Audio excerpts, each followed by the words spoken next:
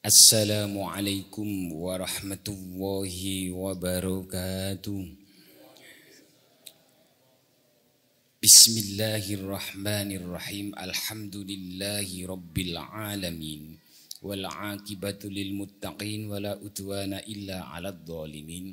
Asyhadu an la ilaha illallah wahdahu la syarika lahul malikul haqqul mubin. Wa asyhadu anna sayyidana Muhammadan abduhu wa rasuluh sadiqul wa'dil amin. Allahumma sholli wa sallim ala sayyidina Muhammadin wa ala alihi wa sahbihi ajmain. Amma ba'd. Hadratal muhtaramin, masaihil kurama, habaibanal afadil, zu'ama anal aiza, wabil khusus, wabil muqaddimah, pengurus takmir Masjid Jenderal Sudirman, remaja masjid, bapak-bapak, ibu-ibu, tak lupa pasti sudah ada panitia Ramadan nggih. 1445 nggih Hijriah. Semua baik yang sudah sendean atau yang sudah selonjoran, baik yang sudah ngicipi unjukan daharan, baik yang sudah habis daharan unjukannya, semua yang kami banggakan. Alhamdulillah, pertama-tama marilah kita mengucapkan rasa syukur kehadirat Allah Subhanahu wa taala di mana pada kesempatan malam ini tepat malam Sabtu Sa'bannya tanggal berapa ini? Tanggal 20 nggih. Kita pengajian akhirus sana. Jadi pengajian akhirus sana itu pengajian akhir tahun.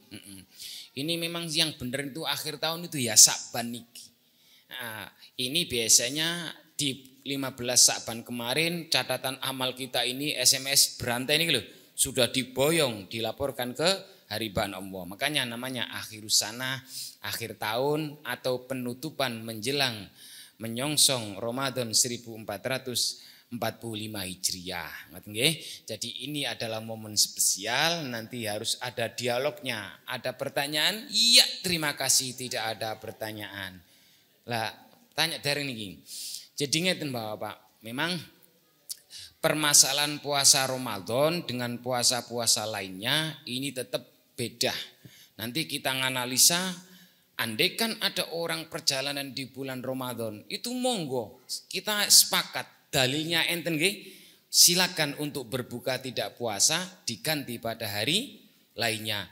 Tapi tetap keutamaan keafdolannya mengganti di bulan berikutnya tidak semakbul ketika kita puasa dalam kondisi perjalanan dan bulannya bulan Ramadan. Makanya kita nanti ya sebagai untuk pemantik ngoten nggih, biar jenengan nang kesusu bertanya ngoten nggih. Mumpun tanya dereng. Jadi ngeten, fikih niku selama ini kalau digali dari tekstualitas ayat. Tekstualitas ayat niku terjemahan nggih.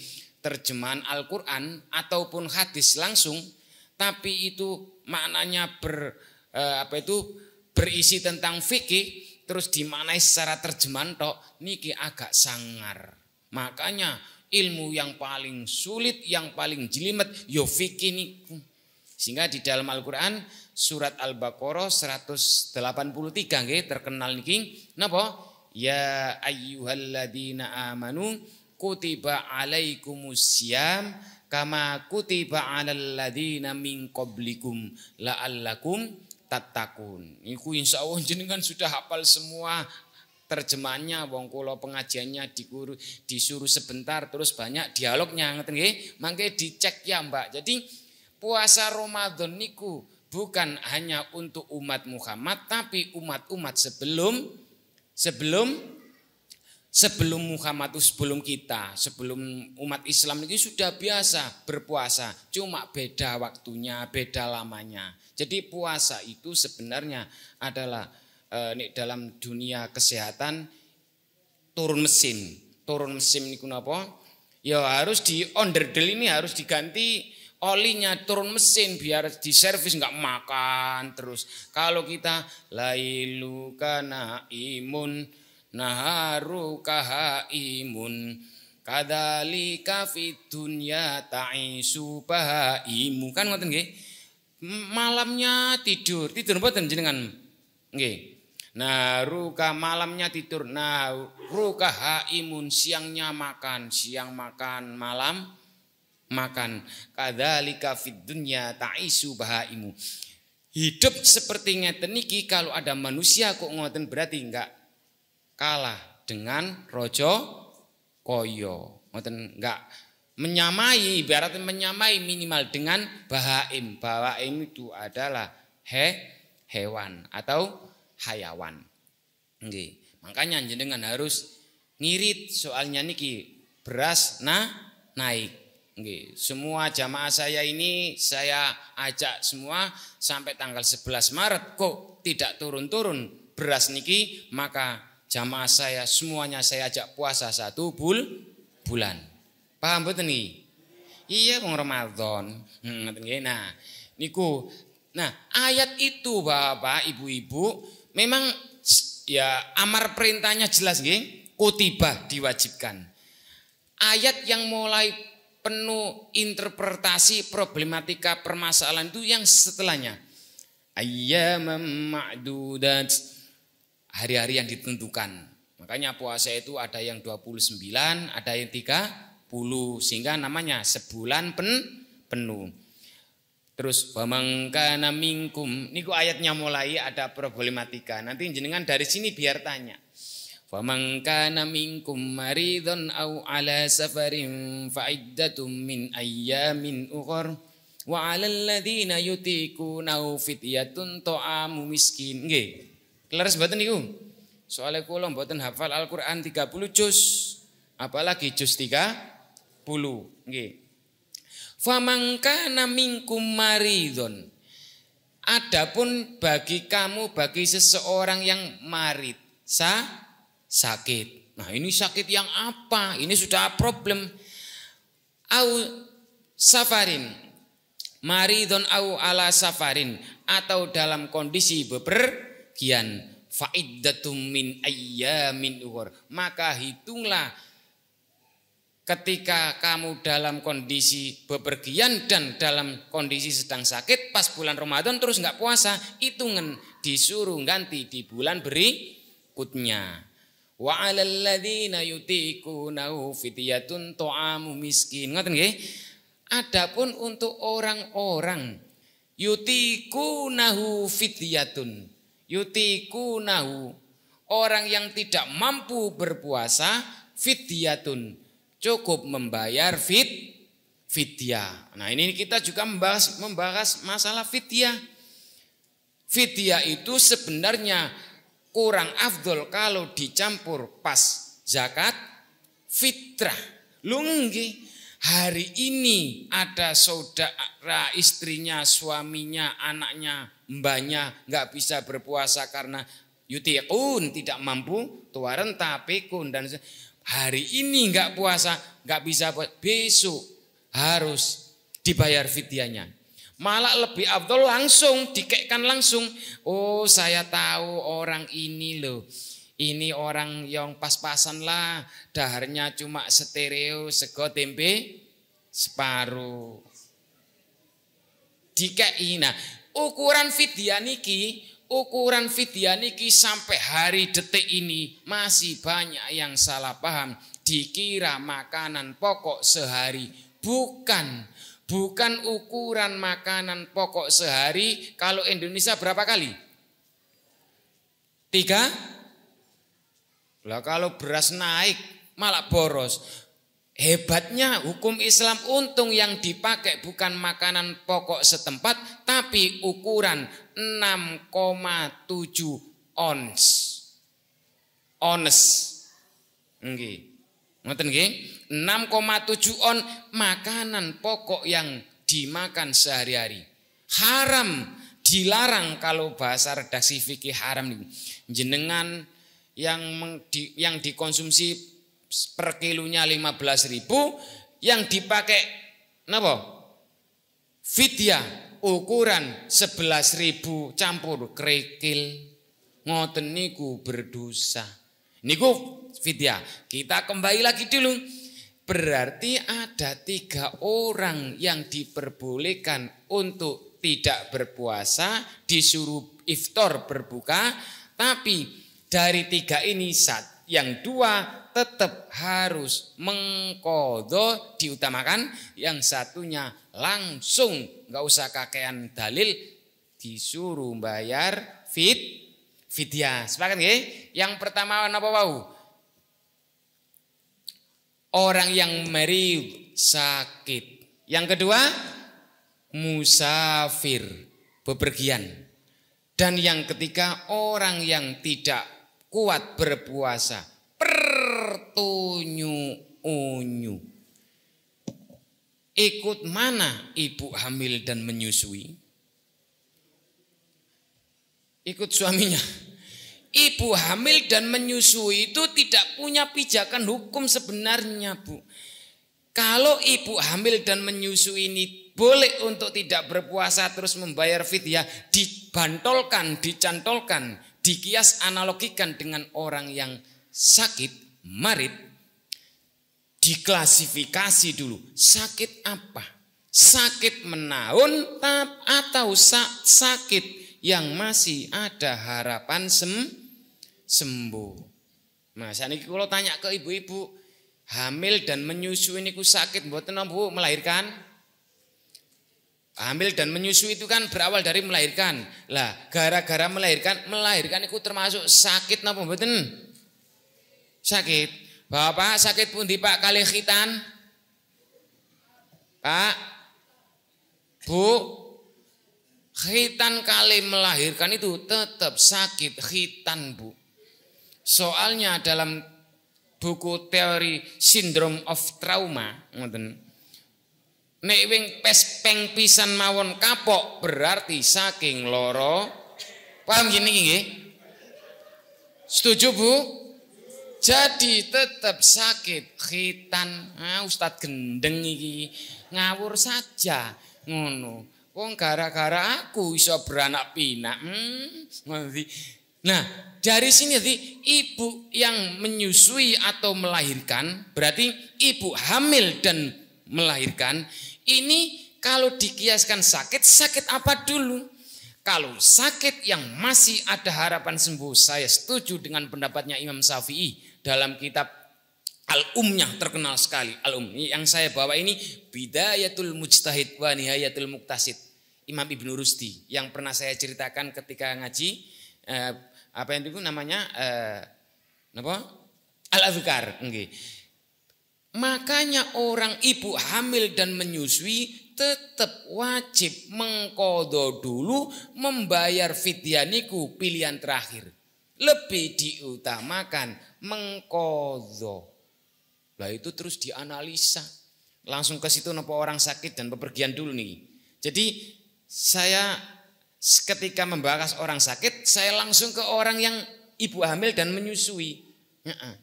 Kenapa? Ibu hamil dan menyusui, terutama yang menyusui niki, yang menyusui lho nggih. Kalau benar-benar in khofata, jika ada ketakutan untuk diri dan anaknya, maka mengqadha dan membayar fidyah tetap wajib menurut Imam Syafi'i. Nek menurut Imam Hanafi malah cukup membayar fidyah. Malah mengqadha mboten usah membayar fidyah. Soalnya ngeten, selama ini ya niki paling jenengan agak kaget nih. Selama ini kan penceramah itu Allah itu sudah membebaskan wa doa ala musafirin wa alal murdiin, ngoten ta? Allah sudah meletakkan beban kepada orang yang bepergian dan ibu hamil dan menyusui. Separuh mengerjakan separuh perintah agamanya. Nah ini gimana separuh itu? Apa maksudnya separuh itu? Kenapa kok langsung dibayar fidyah? Padahal sebenarnya ngeten Pak. Kalau setuju analisanya Imam Syafi'i, iya kalau si ibu ini benar-benar 100% dikonsumsi oleh bayi. Air susu ibu ASI. Makanya ibunya jangan diganti umi, nggih. Pokoknya jangan ganti umi, ibu ngoten nggih. Kalau ASI air susu ibu, ibunya diganti umi, ngoten, enggak ada. Nggih. Lah coba sekarang ibu melahirkan biasanya dapat cuti melahirkan itu 3 bulan. Setelah itu kerja, itu jangan-jangan cuma 30% si bayi mengkonsumsi ASI. Sudah formula pendamping, pakai susu pendamping semua formula.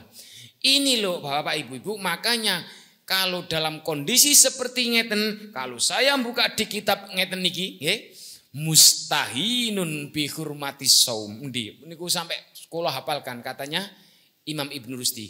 Kalau ada seorang ibu, si anak tidak mau, tidak 100% mengkonsumsi bayi, mengkonsumsi ASI, air susu ibu, terus ibu dengan santainya enggak puasa, langsung sidik-sidik bayar fidyah. Namanya mustahinun bihurmatis saumi, menghina kemuliaan bulan Ramadan. Kok ngono? Analisanya enggak usah angel-angel. Nek ibu ini karena tadi kita sudah sepakat di awal melahirkan dengan khitan itu lebih sakit khitan. Buktinya melahirkan tidak hanya sekali tapi kadang-kadang 3 kali, kadang-kadang sampai punya 4. Nih dalam kasus seperti ngeten iki dipakai jarak 2 tahunan aja dapat dipastikan si ibu ini yakin tidak akan berpuasa Ramadan. Ini pernah kejadian beneran Pak, 1,5 tahun punya hamil lagi, statusnya pas Ramadan dia nggak bisa puasa, nyidam-nyidamnya dia sedang puasa.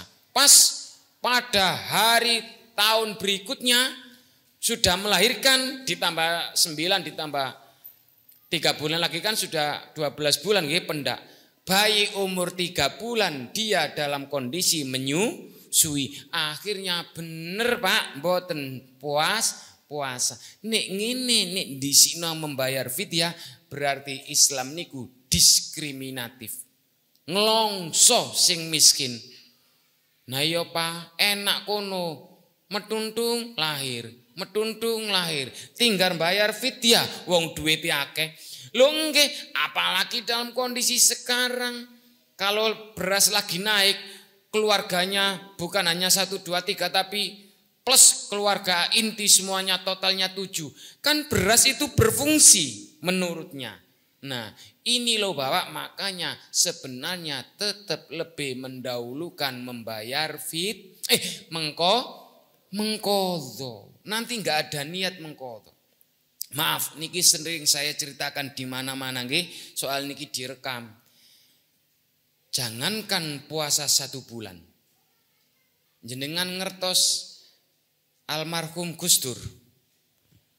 Niku selama 9 bulan di kandungannya ibundanya Ibu Nyai Solihah, selama 9 bulan di kandungan poso terus. Lahirnya sehat, cerdas sampai hafal 8 bahasa. 9 termasuk basa Jawa. Hafal. Jadi Gus Dur ngapunten, sakit mripate niku bukan karena kecilnya atau waktu di perut puasa ibundanya, bukan. Niku kan ada sejarah, jenengan cari di Google. Gara-gara waktu kecilnya Gus Dur dijak naik mobil sama bapaknya, abahnya Gus Dur yang waktu itu jadi menteri agama namanya Wahid Hasim. Terus kecelakaan. Nah, Gus Dur pas di samping pintu intinya kena bagian mata pas atas mata sini. Diramal dokter ini anak ini besok tuanya matanya tidak begitu tajam penglihatannya. Niku kan bukan karena puasa berarti. Memang karena takdir lain, faktor X yang lain. Artinya apa? Silakan berpuasa. Monggo. Kula nggih pernah nggak ada pas puasa niku, pas hamil istri kula sanes kula. Kula niku sebagai ustadz engko dikira jarkoni, iso ngajar enggak iso. Kula lho sampai kok muntah-muntahi apa ade enggak usah puasa. Enggak ya, justru aku nek enggak poso rugi. Soalnya apa? Bar maem mesti balik. Bener, carane sahurnya sekitar jam 2 diperbanyak.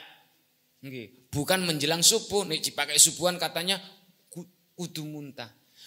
Anaknya yo lahir sehat, malah ganteng niku kali kula.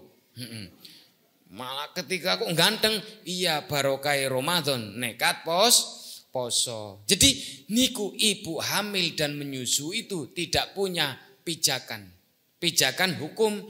Kalau ibu hamil dan menyusui disamakan orang yang sakit yang apa?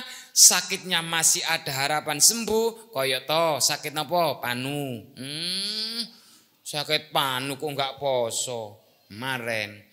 Sakit rematik asam urat perlu mboten poso.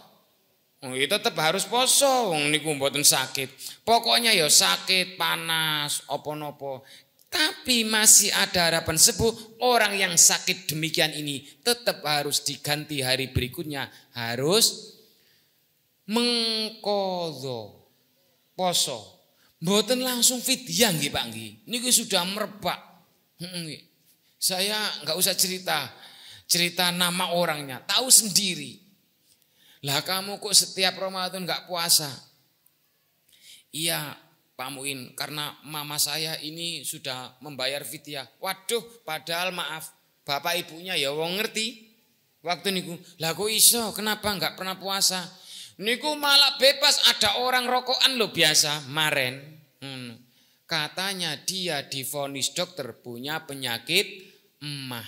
Padahal kulorin waktu di pondok belum nikah, yo emah, punya emah, mangannya enggak teratur.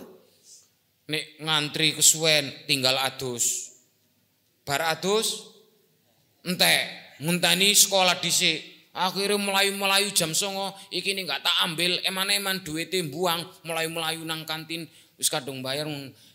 Akhirnya mah. Tapi kula jarang kok Pak gara-gara poso terus maku kula kumat. Jarang. Nggih.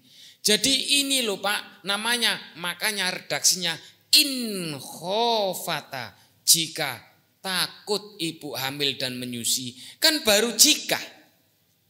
Nggih. Tapi selama ini sudah biasa Pak, ibu hamil dan ibu menyusui itu katanya langsung membayar fidyah. Mboten, hukum aslinya tetap mengqadha riyin. Wis to dicoba.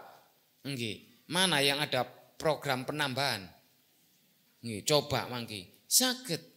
Nggih, dicicil sehari ini. Nek wong enten niate, wong kula nggih enggak ada istri, dicicil kok, Pak. Wah, saya tak dicicili. Yo bisa kok Ramadan niku dicicil. Nggih. Bahkan pernah waktu bulan Ramadan nekat poso, anaknya dibantu susu formula pendamping. Yo kuat enggak apa-apa, yo sehat sampai sekarang. Ibu hamil dan menyusui. Kulo pernah kejadian melihat sendiri. Waktu itu direktur bank mana ya? Bank. Enggak usah saya sebutkan. Loh, kok jenengan mboten poso? Kulo husnudzon. Jangan-jangan ini ibu ini sebagai direktur lagi datang bulan. Wong sik muda. Saya juga enggak tahu ternyata dia pas punya bayi. Karena jam 4 kok sudah ngicipi unjukan daharan. Ngapunten lho Pak Ustadz, saya enggak puasa. Oh nggih. Soalnya saya itu punya bayi. Lah terus bayinya dibawa ke kantor, Bu. Ya enggak lah Pak Ustadz, wong bayinya kok dibawa ke kantor. Ngono. Lah bayinya di mana? Di rumah, pakai baby sister. Lah terus bayinya Mimi siapa? Ya Mimi sama babysitter si formula pendamping. Berarti mboten jenengan. Mboten memang meres sedikit aja. Terus akeh pendampingnya kok. Lho Bu, nek dalam kasus seperti ngeten jenengan dilarang untuk tidak berpuasa. Apalagi ngeten iki ketakutan hanya untuk jenengan. Nggih. Tidak untuk bayinya dong berarti. Berarti mengqadha jauh lebih penting. Aslinya ngoten Pak. Mboten langsung bayar fidyah. Bayar fidyahnya mawon kena apa dicampur pas zakat fitrah. Jadi benjang nek enten sing bayar fidyah usahakan pas hari ini enggak bisa puasa. Hari ini besoknya langsung keluar rumah. Berdiri, nek keluar kan mesti berdiri ben mboten ngantuk. Sopo ya? Wah, ini tukang becak, enggak apa-apa. Begitu juga kalau sedang mau memberikan fidyah kepada tukang becak atau orang di jalan, enggak usah kakian. Napa interogasi? Poso gak ora? Salat ora? Iso ngaji ora? Yakin enggak mau nerima tambahan? Kalau foto Pak aku tanya-tanya, aku mau mengekei fidyah. Iso malah niku mboten tugas jenengan kuwi salat. Pokoke dikainget mawon, perkara dia salat enggak salat niku mboten tugas jenengan. Ngono, sing apik ngoten aslinya. Nah, sekarang fidyah mumpung ingat caranya kalau diuangkan bisa. Jadi kalau yang dipakai sekarang beras naik ini berapa niki? Wong kula dereng blonjo. Wong blonjone pas dereng naik. Nah, ngoten. Nah, sekarang pinten sakniki beras niku? 16, nggih. Asli nggih mboten mahal nggih. Kalau 6,7 atau 7 on pinten? 10.000? Lebih ganteng maneh langsung. Wis sak kilo wae. Jauh lebih sip. Berarti jenengan kalau memberi fidyah itu sebenarnya 15.000 cukup atau 16.000. Mboten 3 kali makan sehari mboten niku, ini kesalahan sehingga dikira makanya jatuhnya fidyah seolah-olah sama dengan zakat. Zakat fitrah kan 3,7 gitu. Menurut Imam sinten? Ayo 3,7 jika itu menurut Imam Hanafi. Tapi menurut Imam Syafi'i 2,7 atau 2,5. Nah, fidyah niku mboten ukuran sehari 3 kali bulan tapi 6,7 ons. Nik dirupiahkan berarti 10.000 jangan sudah cukup. Lebih ganteng malih kalau wis lah dianggap sekilo mawon 15.000. Loh beres, yakin enak. Tapi nanti dulu jangan sidik-sidik bayar fidyah. Wong niku haknya untuk yutiqun, orang yang tidak mampu. Ada pertanyaan? Monggo. Nggih. Monggo. Napa dilanjutkan apa pripun monggo? Kalau ada tanya, monggo. Ya ini udah ada list pertanyaan ini, Pak. Nggih. Ya kalau tadi udah dijelaskan bahwa orang-orang yang tidak diwajibkan puasa itu ada 3, sakit, musafir, terus tidak kuat berpuasa. Nah ini kembali ke syarat wajib berpuasa di bulan Ramadan itu bagaimana? Syarat-syaratnya. Nah, jadi niki juga penting nggih Bapak Ibu-ibu kalau kita mengacu pada syarat wajib berpuasa Ramadan nggih, terutama nanti ajang latihan. Ampun enggak ada cucu atau putra umur SD kelas 3 kelas 4 ngoten nggih. Memang nih menurut napa niku hukum aslinya, hukum syarat wajib orang berpuasa itu adalah pertama Islam gitu. Nggih, baligh, terus berakal, terus ya sehat. Termasuk syarat rukunnya tadi. Jadi mampu berpuasa, sehat, tidak ada udzur sakit, maka orang tersebut tetap diwajibkan untuk berpuasa. Jadi syarat utama Islam, baligh, berakal seperti kita niki wajib.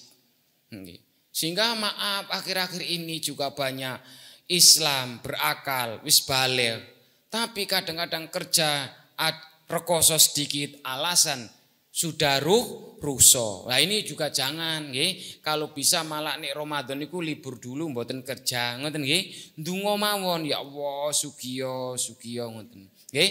Jadi kalau sudah mengaku Islam, makanya di Al-Qur'an kan sudah jelas nggih, ya ayyuhalladzina amanu, hai orang-orang yang beriman, bukan Islam tapi iman. Sama ketika ada pengumuman dari presiden untuk ibu-ibu yang mendapatkan kartu miskin, ngoten saumpama, besok kumpul di lapangan.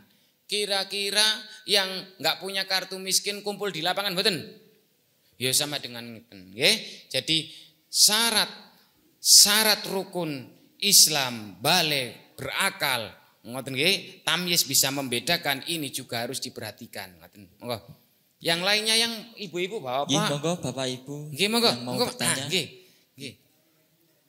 Waalaikumsalam warahmatullahi wabarakatuh. Tadi sudah diterangkan mengenai untuk kesehatan. Nggih.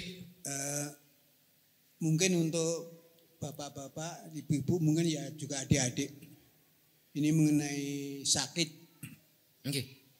Sakit itu tidak ada pasti sembuhnya, mungkin pasti sembuh. Nggih.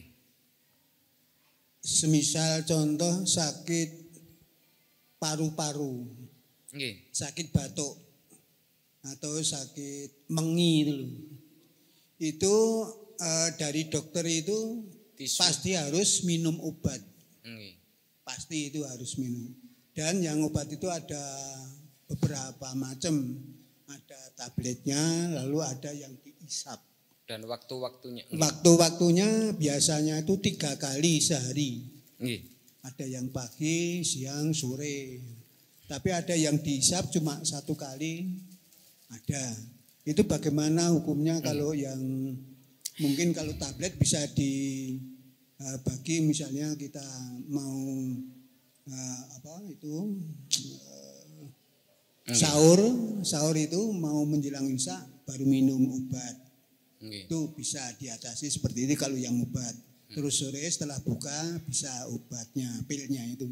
Tapi kalau yang bentuk isap itu loh, Ustaz, itu bagaimana kalau pas kebetulan kumat di siang hari itu seorang yang berpuasa, hukumnya bagaimana kalau mengisap obat itu?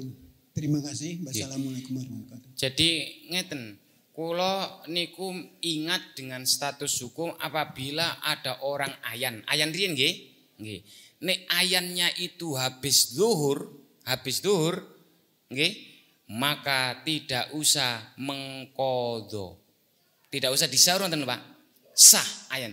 Tapi nek ayannya ayan epilepsi sebelum zuhur ngoten niku, maka harus diulang karena apa itu namanya batal karena sebelum zuhur. Nek habis zuhur malah aman, nggak usah diqadha ngoten. Nah, pertanyaannya yang ini yang memang pernah Pak, tahun berapa ya sampai ada makalah artikel kalau menghisapnya cuma hanya untuk membau gini tok nggak masalah. Tapi kalau sampai masuk ke dalam ya tetap boten angsal. Itulah lalu kemudian Bapak Ibu-ibu maaf kalau ternyata si yang sakit itu benar-benar nggak ada harapan sembuh dan membahayakan beneran loh. Ini kalau puasa benar-benar tidak nyaman untuk nyawa, terutama kategori sakit yang tidak ada harapan sembuh, berarti diperbolehkan untuk tidak berpuasa, membayar fidyah. Kalau itu benar-benar, tapi kita kembalikan lagi Bapak Ibu-ibu, apakah benar keyakinan itu hanya ketika kalau tidak menghisap nanti khawatir penyakitnya kambuh. Padahal kalau nekat juga pernah kejadian ada, termasuk anak kula pernah dulu nggih waktu bayi, nekat ternyata tidak ada hisapan, tidak dimasukkan obatnya itu, ya tetap sehat niku Pak. Tapi mboten kula ukuran puasa lho nggih. Suatu saat tidak dikasih obat yang itu, yang hisapan itu. Nah, makanya kalau orangnya yang sakit itu masih semangat untuk berpuasa, ada enggak obat alternatif selain menghisap? Bisa enggak dihisap sebelum napa niku? Ya minimal sebelum sahur tadi itu, kalau itu benar dikonsumsi. Soalnya ngeten. Kalau berkumur itu aja nek lama aja makruh. Berkumur nggih? Berkumur. Wong berkumur. Kalau berkumurnya habis zuhur, ngoten nggih? Nek sebelum zuhur enggak masalah. Berkumur termasuk bersiwakan, ngoten nggih? Jadi siwakan itu dianjurkan, Tapi bagi orang yang berpuasa ba'da zawali samsi makrun, setelah sinar matahari tergelincir, maksudnya zuhur sudah masuk, sudah enggak diperbolehkan untuk siwakan. Itu siwakan lho Pak, enten siwakan mboten niki? Kayu siwak. Itu nih habis zuhur makruh. Nah, apalagi menghisap. Ya, memang ada yang membolehkan dimaafu enggak bisa ya, tetap nih dalam kondisi ngeten niki kalau ada harapan sembuh ya dicicil nyaurnya pada hari berikutnya. Tapi kalau benar-benar tambah parah, tambah sakit, masuk kategori wa 'alal ladzina yutiqunahu, termasuk kategori orang yang tidak mampu berpuasa. Ya tuaran tani. Ngoten. Pun enten pertanyaan malih. Nah niku setunggal malih. Nggih. Nggih, monggo. Nggih, saking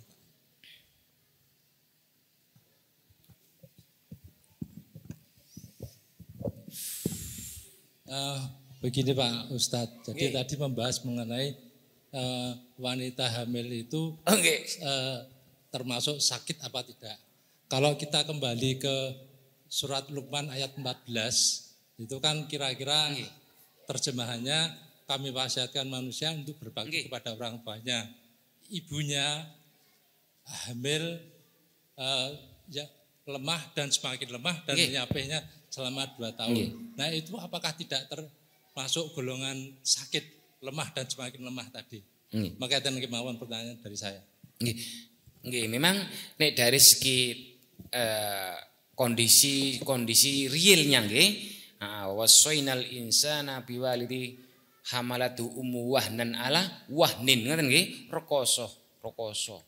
Tapi nek dalam beberapa redaksi Bapak, ibu hamil dan menyusui itu inkhofata jika takut akan kesehatan janinnya.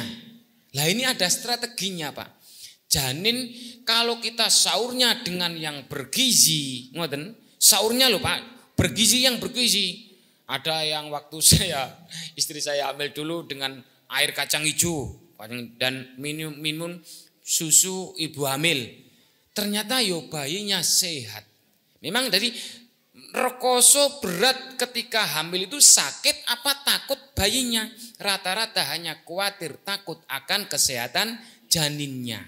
Tapi survei membuktikan kalau kita puasa sahurnya diperbaikin, buka puasanya juga diperbaikin, malamnya juga diatur, insya Allah tetap sehat. Makanya sing dimaksud niku boleh untuk tidak berpuasa ketika hamil, nggih, tapi yang hukum aslinya yang diandalkan pertama itu mengqadha. Jadi si ibu hamil ini boleh enggak puasa, monggo, tapi tetap dikategorikan sakit yang masih ada harapan sembuh sehingga wajib mengqadha. Mboten langsung membayar fidyah, ngoten. Ngoten nggih? Monggo. Ini satu lagi dari ibu-ibu. Nggih, ibu-ibu nggih. Nggih, monggo.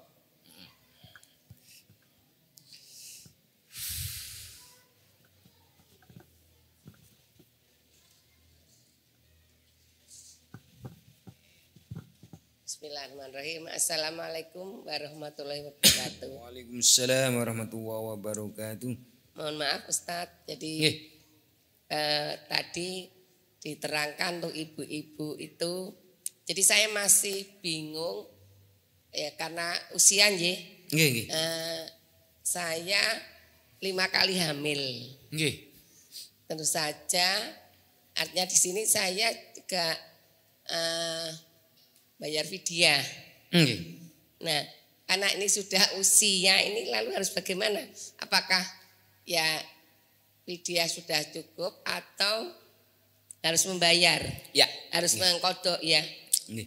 Ini bagaimana Ustadz? Ya.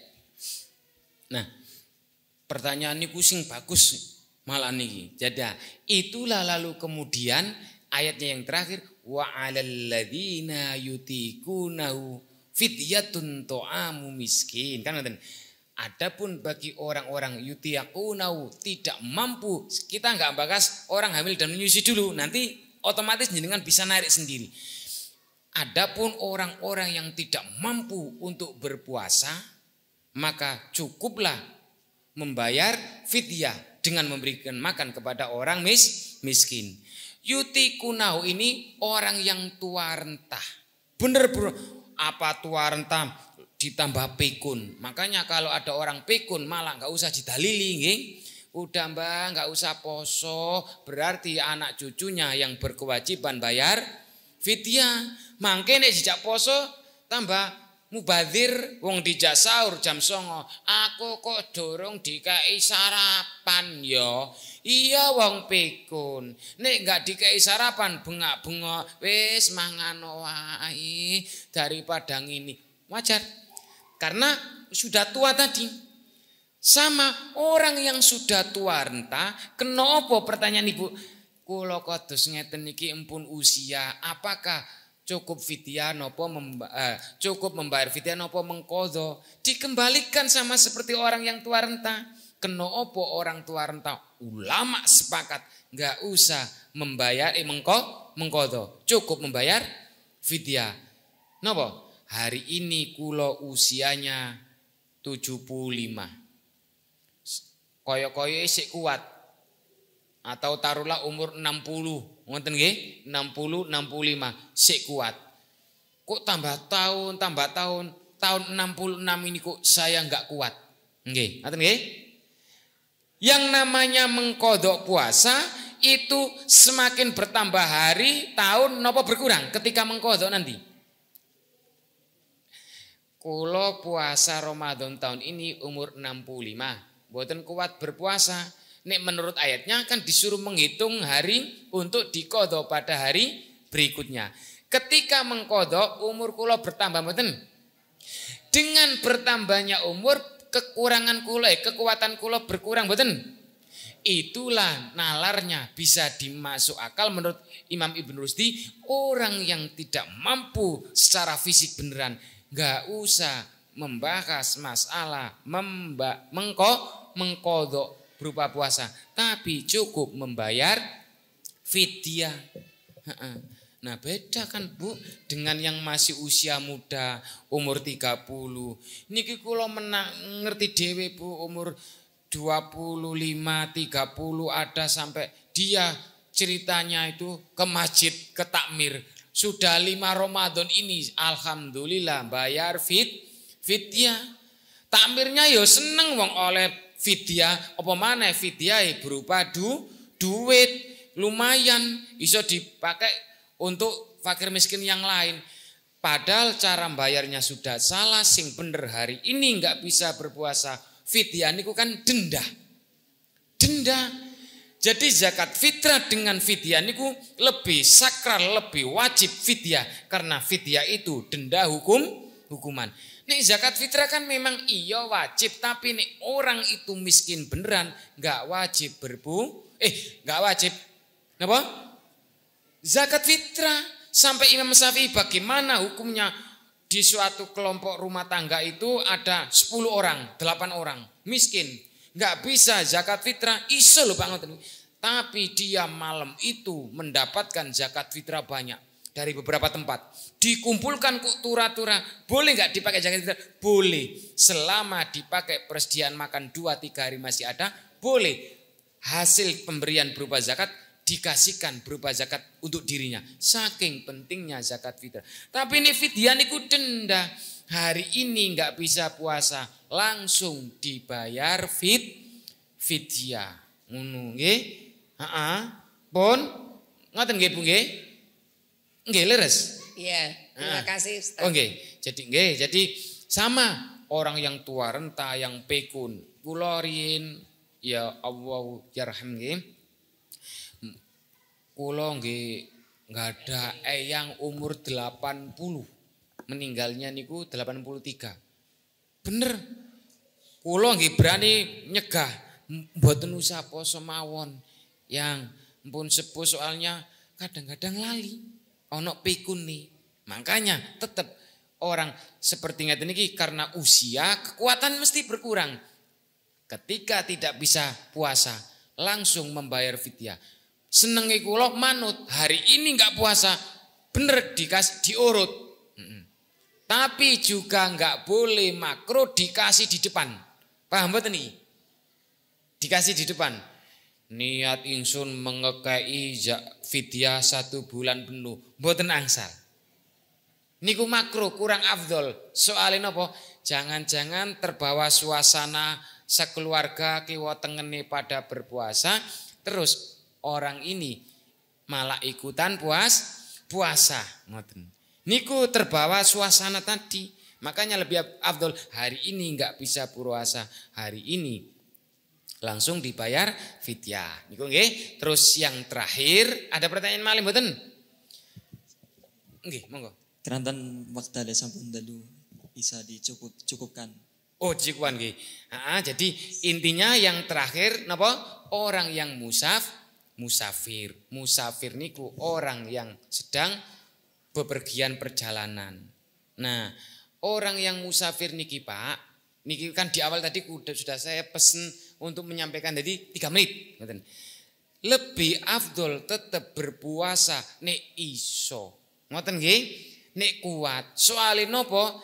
Pertama, menurut dari kitab Fikih Al-Aulawiyat Yusuf Kardawi, fikih prioritas, berpuasa di bulan Ramadan niku doanya yang beda. Jenengan puasa bulan Ramadan dalam kondisi bepergian, ndonga, ya Allah sugiya ya Allah. Ya Allah beras muduna. Ngoten nggih. Niku pas bulan Ramadan niki doanya makbul. Soalnya pas puasa dan pas bulan Ramadan. Tapi jenengan pas bulan Ramadan perjalanan boten poso, diganti pada bulan berikutnya.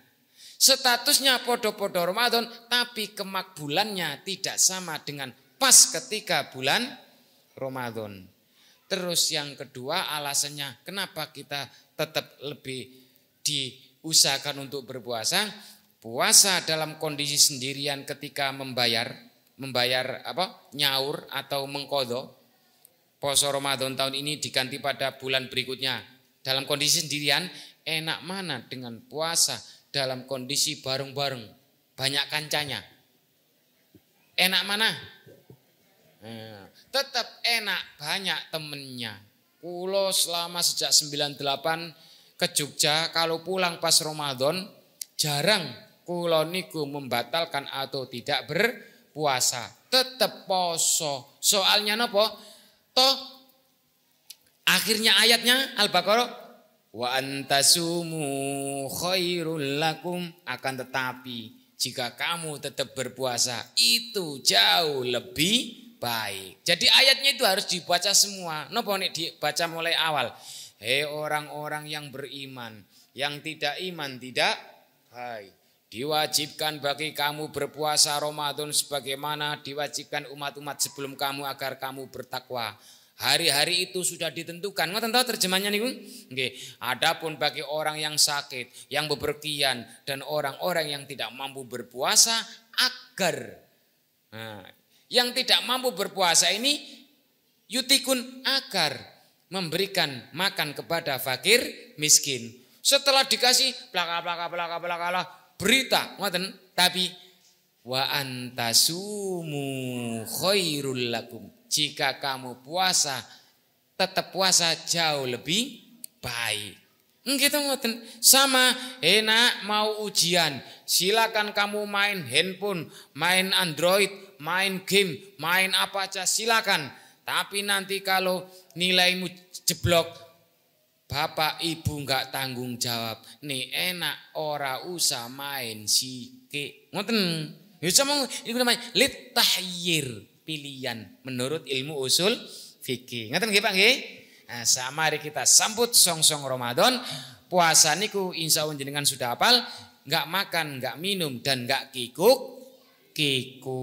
Dimulai dari terbit fajar maksimal adzan subuh. Jadi infak ngoten niku infak. Imsak ngoten niku memang dereng, tapi nek dimulai niku jauh lebih baik.